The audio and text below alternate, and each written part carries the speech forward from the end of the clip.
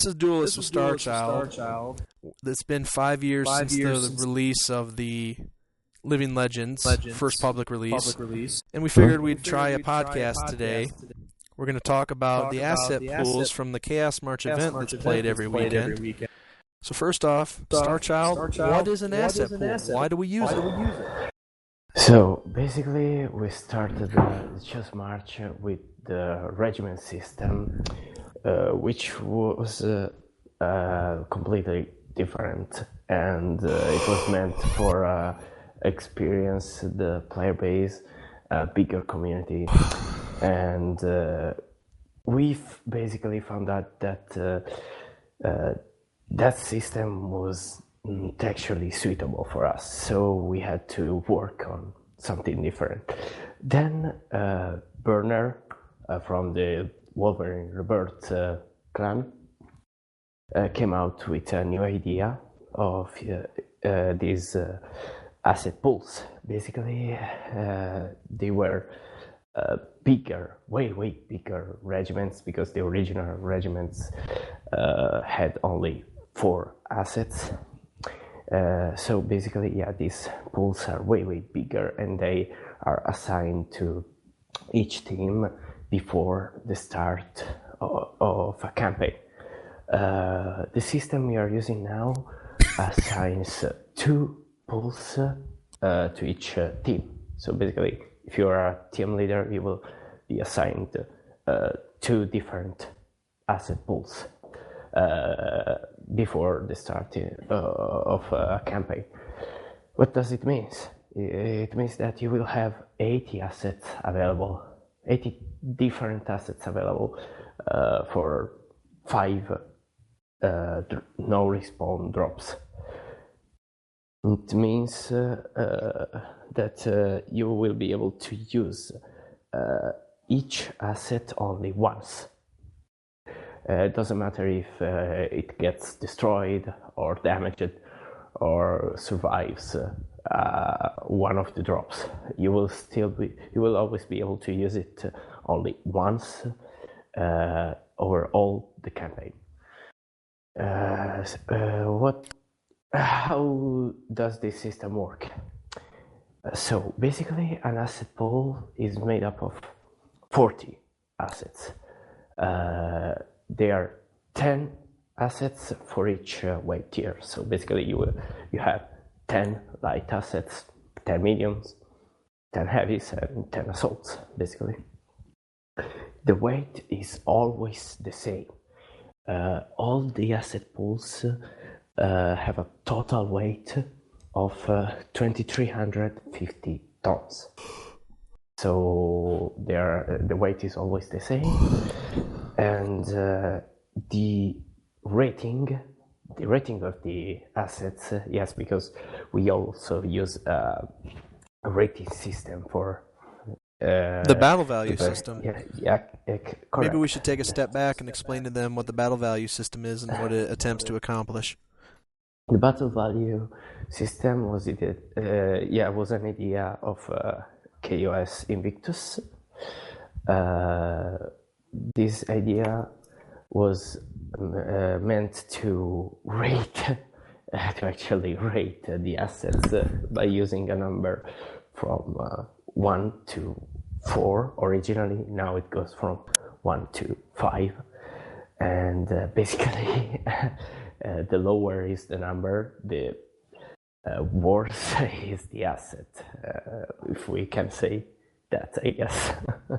So basically, if you choose a 1-star asset, it means it's actually not that optimized, and basically will be worse than a 4, way worse than a 4-star asset, of course.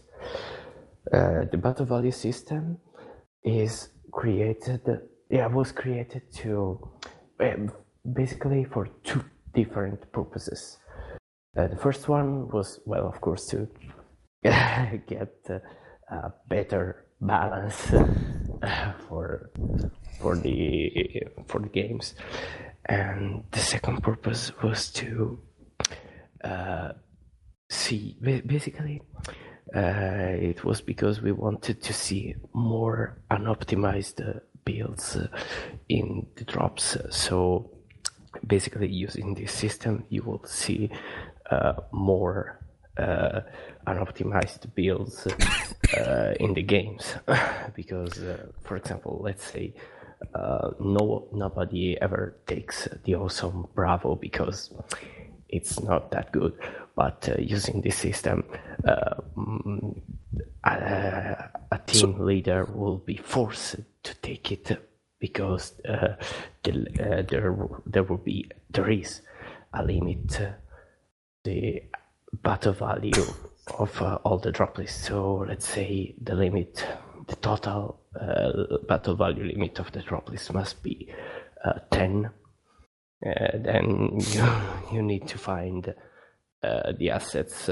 You get it basically. So it provides more variety. Yeah, exactly, and more balance. So basically, we have more flexible games and more balanced games. And so each of these asset pools is assigned 10 assets by weight. How do air superiority fighters and VTOLs fit into that? Well, they are in every pool basically there is always there are always at least 2 or 3 or even 4 flying assets. So you will always find flying assets in every pool. So that's not a big problem. And they'll belong to each set of 10 based on their weight. Well, so the Shiva weighs 85 tons. It'll go in the assault pool of the assault 10. The Shiva A can only be fit in a very high tier regiment because it's a 5-star asset. Mm-hmm. And what I really want to avoid is to put a 5-star rated asset in a low tier pool, because in a low tier pool, for example, or it's actually how I did it. In low tier pools, we have only 1 and 2-star assets. I don't really want to see Fafnirs or Daishis in a low tier pools, So, according to this, each of these pools can be rated very low, which has only 1 or 2 battle value assets. Moving up is a low tier, which has also 1 or 2, but different average battle value. So each of these is designed not only by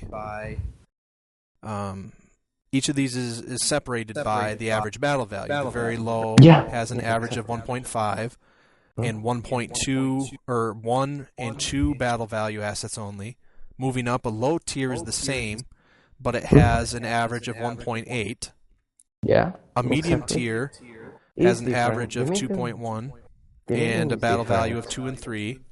A high tier average of 2.4 has assets of 2, 3, or 4, and finally a very high tier at 3.3 average with a battle value of 3, 4, or 5. 3, 4, 5, correct. Yeah, the very high tier will be rare, I guess, because we don't really want to see too much powerful stuff. Like Shiva A and that kind of stuff, because we want to, as I said, the key of this game is the flexibility and the variety. So we want to see more unoptimized stuff and more challenging stuff around. So I guess it will. Well, it is making things way more interesting. So once you decide to create a very low tier, what's the process of how it's made? Well, okay, I take basically a drop calculator, a modified version of a drop calculator, and I stick I set different weight limits. Let me open one of these modified drop calculators so I can tell you how I actually do it. Okay, so the limit, I set the tonnage limit for each weight tier. For example, the limit for the light assets is 300 tons, and for the medium assets is it's opening. It's been not that fast. Okay. The weight limit for the medium asset is 475 tons. The limit for the heavy assets is 675 tons, and the limit for the assault is 900 tons. After that, I set the battle value limit for all the tiers, which is always the same. Let's say 1.5 in case of a very low tier regiment, and then I start to type in the actual asset in the box.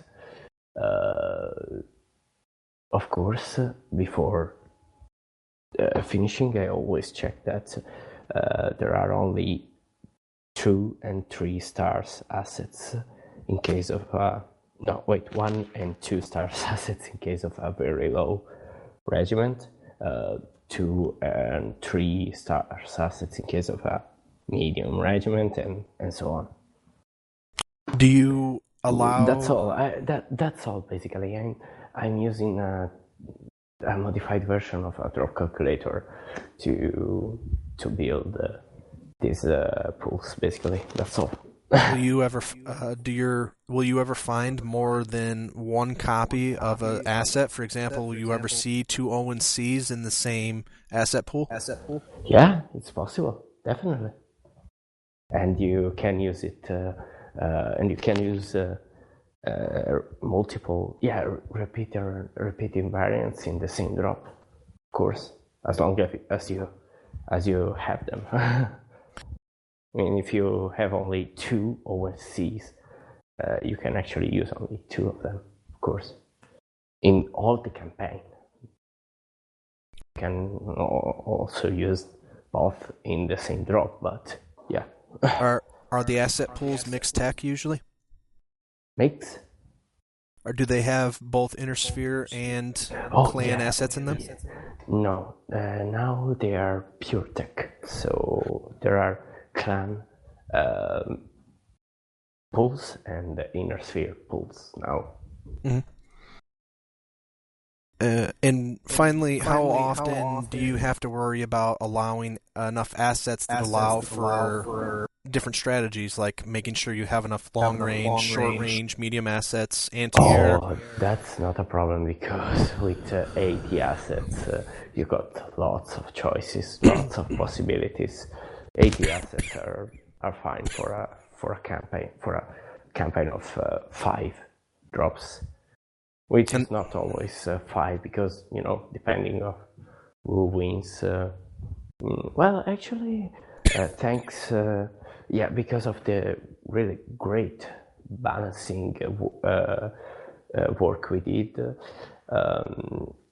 we actually managed to get at least 4, an average of 4 drops for each campaign. So 4 to 5. And the asset pool list has been able to scale very well, from having battles as small as 8 total players all the way up to 26 this weekend. Exactly. Yeah, 80 assets is a perfect number, I guess. And you've been able to see just about every asset in game at one point or another, because drop commanders have been forced to consider all mechs instead of just a Cougar F or a Shiva A all the time. Yeah, we've seen a lot of suboptimal Well, I guess we can check the log right now. And luckily now I got a crappy laptop, which is kind of slow. So guess we're going to check it right now. Just March. Let's see some logs here. And how many weekends have you been playing the event with this system? 3 now? No. More actually.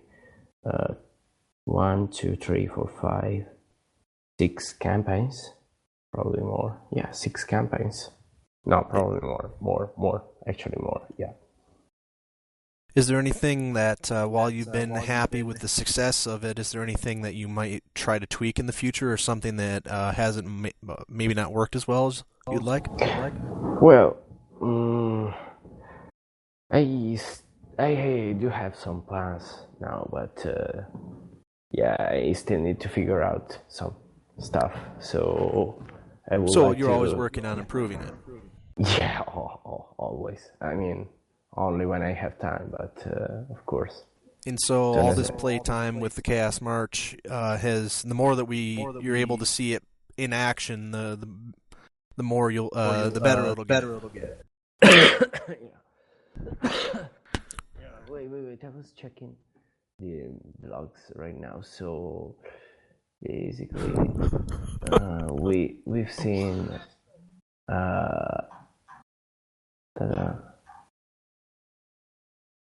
Nope. Guess I lost some stuff. Yeah, it's too slow. This PC is just too slow. It doesn't let me check the logs. So it's slow. Too slow. And so with the asset pools, the Chaos March has almost taken on a whole new life to itself. Oh yeah, it's basically a completely new event. Well, the main purpose of the Chaos March was to force, I guess we could say force, players to use unoptimized builds and crappier ones, basically by using the regiment system. But as we know, it didn't actually work as intended. So we had to switch to this new system, and I guess that we are still following the purpose of the original event. So I guess it's fine now. And so with the adaptation, I mean, it was different. Yeah, and it's still different, but the purpose is the same. That's what I mean. And so with the adaptation of the asset system, the asset pools, the Chaos March has seen some new life and will continue to be played. Come check us out at mechlivinglegends.net forums if you want more information on the event, or connect to TeamSpeak server mwll.mwmaster.net to come play. This is Duelist for Starchild. We will see you in the event.